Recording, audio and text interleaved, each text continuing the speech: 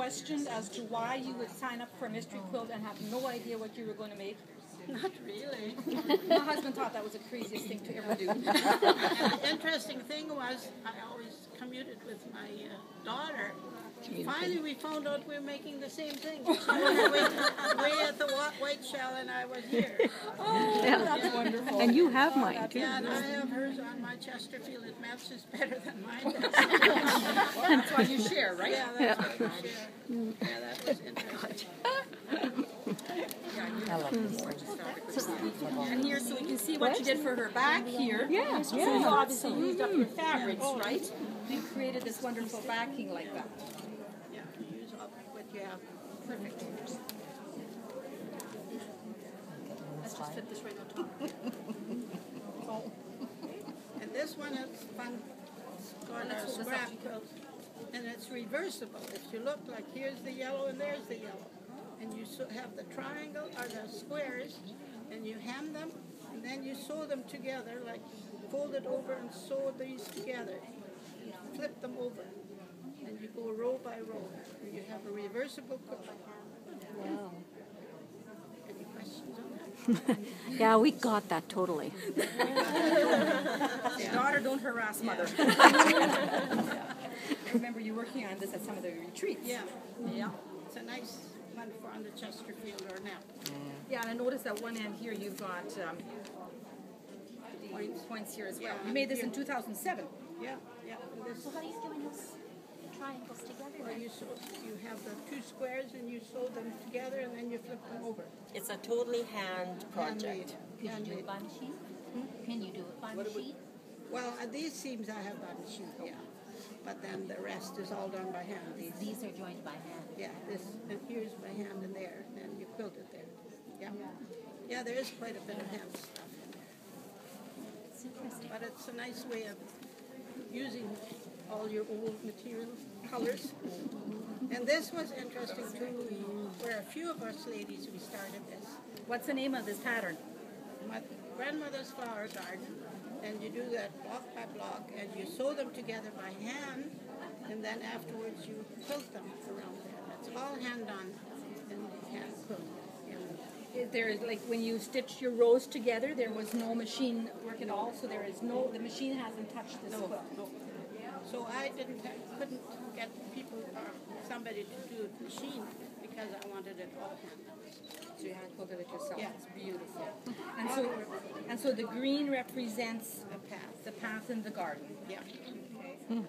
And are these fabrics from The 30s. the 30s, from a collection that you had? Yeah, just out of my stash. And I also noticed that your border here, you've also continued on with that, right? You haven't made that straight. Here you just use a part of your, Just a corner. Yeah. beautiful. Yeah. Again, look at the quilting on this side here. Look at the lovely design that it creates. Isn't that gorgeous? Yeah. It's just beautiful.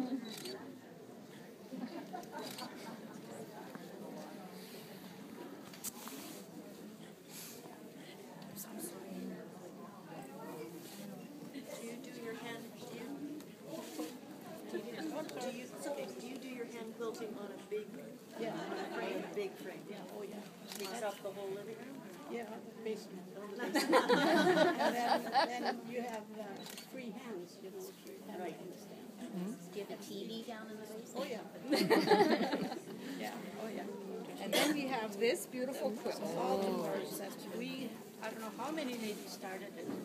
Anyway, I started it in '93, and it took me 10 years. Of course, there were all kinds of other things in between. Moving and, I don't know. Grandchildren, babies, Grandbabies.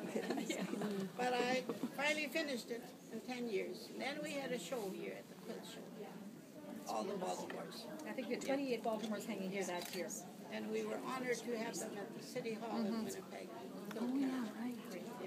This is all done by hand as well. And you know, if you notice there, like different techniques, you'll see the folded roses here. That last block there, you'll see what's called ruched roses. A lot of the stuffed cherries here like that. Reverse cards. Reverse, yeah. Different technique called reverse applique here like that. And so sometimes there's a big block in the center called medallion, but you chose not to do it that way, right? Because you had so many blocks, so I kept it this way. Yeah. And your border, was there a particular reason why you chose the border that you did? Well, I sort of liked it. And the teacher, Ann Morrison, was in favor of it. And she showed how to fold, like you put a strip on there and then you fold these, cut it, and then you fold it underneath. So it was with one strip of fabric. You did not put everyone separately like that. But you applicated all though. All up and down. Yeah. And then I see that your roses here are also dimensional folded roses like that. Beautiful. Just beautiful. Yeah, it was interesting. We had fun, didn't we? Oh, keep changing arms. Yeah, it's long. And I thought the I should have Baltimore brought my was own hard. chair. That Katie, she gave us or got us to start this one. And I figured it was harder than the Baltimore. Like all these, that is done on a triangle, and then all that has to be reflection, like done over and over. And those little cherries, they're done on a bias, and then you turn them around. There's all kinds of... Well, anyway, I got it finished. It challenged your handwork, Yeah. but it was a good challenge. Yeah. It's beautiful. I was happy when it was finished. And I did hand quilting too. Yeah. Beautiful, just beautiful. And you have different. Do you have a different? You have different fabrics here in every block that I noticed. Yeah. Is every block different, or do some of these fabrics repeat? Well, maybe they repeat, but I didn't.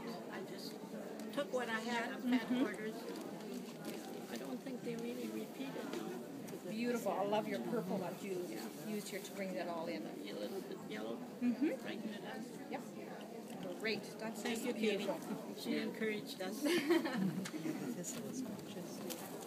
Some irises.